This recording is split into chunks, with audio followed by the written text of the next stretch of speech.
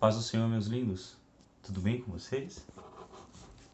Para mim é uma honra muito grande, uma vez mais, poder estar compartilhando algo da parte de Deus para os nossos corações. Louvo a Deus pela vida da liderança, desde o montante quanto dos individuais. Que Deus continue nos dando graça. Para quem não me conhece, o meu nome é Thiago. Eu sou o coordenador dos adolescentes aqui da congregação do Jardim Verde. Estamos há um pouco mais de um ano congregando aqui e o Senhor nos incumbiu de tão grande responsabilidade. Que Deus abençoe a todos em Cristo Jesus. Evangelho de Mateus, capítulo de número 8. E o versículo de número 26 nos diz assim: E lhes disse: Por que temeis, homens de pequena fé? Então, levantando-se, repreendeu os ventos e o mar, e seguiu-se grande bonança. Aqueles homens se admiraram, dizendo: Quem é esse que o vento e o mar lhe obedecem? Aleluia. Foi-nos dado um versículo-chave que se encontra lá no segundo livro das Crônicas, no capítulo 7, versículo 14, que nos diz o seguinte: Se o meu povo, que se chama pelo meu nome, se humilhar e orar, se converter dos seus maus caminhos, eu sararei a terra. De uma forma resumida. Eu estive meditando nesse versículo e o Senhor trouxe ao meu coração uma passagem distinta aqui do Evangelho de Mateus. Nós sabemos que lá no livro das Crônicas, o Senhor está falando diretamente com Salomão a respeito do templo que foi edificado e que o Senhor se agradou muito. E lá o Senhor dizia, se porventura acontecesse alguma coisa, se Deus por algum motivo fechasse o céu para que não houvesse chuva, ou se Deus enviasse os gafanhotos para consumir ali todo o alimento, e se mesmo assim, se o povo que conhece Deus, que chama pelo povo de Deus, pelo nome de Deus, se humilhar e orar, buscar a face do Senhor, se converter dos maus caminhos, o Senhor, ele sararia a terra. Ou seja, o amor de Deus, ele é maravilhoso demais para conosco.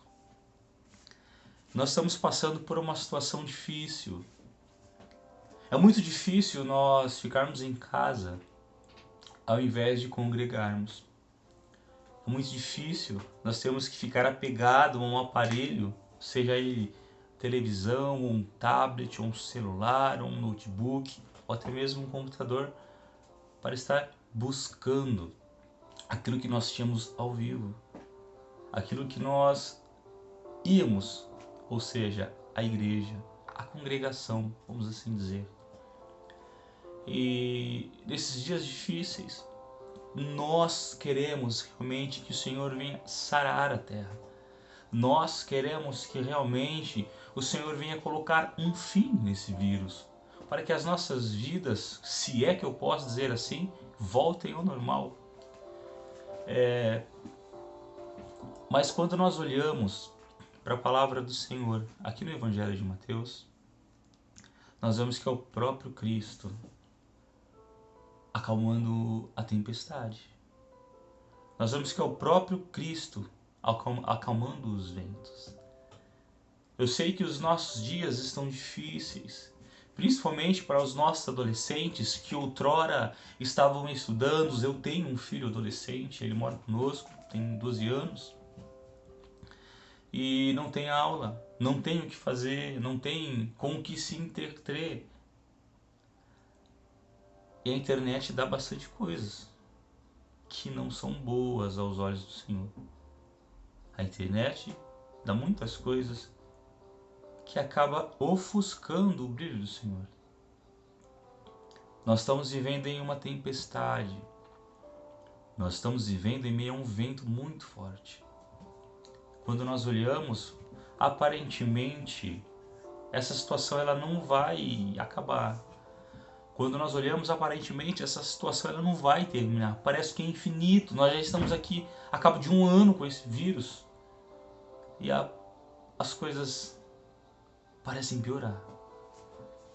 Mas quando eu olho para a Bíblia Sagrada, eu vejo que Cristo disse assim para aqueles discípulos: por que temeis, homens de pequena fé? E ele olhou para o céu e disse: calma, vento. Se acalma, tempestade. Eles se maravilharam e quem é esse que o vento e o mar lhe obedecem? Quem é esse que tudo faz? Quem é esse que apenas com o poder da sua voz consegue mudar estações climáticas?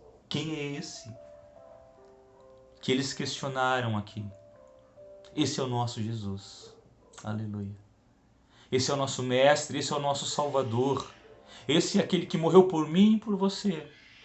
Então não importa quais são as circunstâncias que nós estamos vivendo. Não importa o que você está passando, qual é a sua dificuldade, qual é o seu problema. Eu e você servimos um Deus que tudo pode. Eu e você servimos um Deus que tudo faz. Eu e você servimos um Deus do impossível. Em meio a essa tempestade, pode ser que seu barquinho esteja quase a naufragar. Existe uma voz.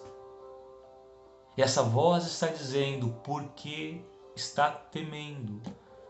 Por que você tem medo? Do que você tem medo? Homens e mulheres de pouca fé. Homens e mulheres de pequena fé. A mesma voz que acalmou o mar, a mesma voz que acalmou a tempestade, a mesma voz que acalmou o vento, é a mesma voz que te chamou. É a mesma voz que te trouxe para perto dele. Por isso, independente das circunstâncias, para de ouvir todas as coisas adversas, para de ouvir os pensamentos negativos, para de ouvir as pessoas que dizem que não vai dar certo, para de ouvir as pessoas que só pensam coisas ruins, para de ouvir as notícias que aparentemente acabam nos angustiando cada vez mais. E comece a ouvir a voz daquele que te mandou remar, daquele que mandou ir.